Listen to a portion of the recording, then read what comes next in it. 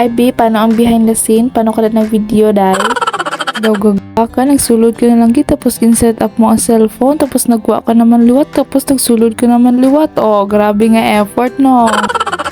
Well, anyways, ang lulutuin ko pala ngayon ay sinigang na hipon. Bago nga ako umuwi ay dumaan muna ako sa may Central Market para bibili ng uulamin namin. At hindi muna ako dumiretso sa pagsundo ng aming Junakis kasi nga hihintayin ko pa ang Jusawa. Hanggang 6:45 nga lang ang kanyang shift ngayon, kaya while waiting sa kanya, eto at niluto ko na lang itong aming uulamin. Mabuti na lang talaga at nakita pa ako ng 50 pesos na hipon. Eto kasi ang kanyang request at sabi ko naman na kung makita ko ng 50 pesos ay lulutuin ko, pero kung hindi ay nako, hindi ako magluluto.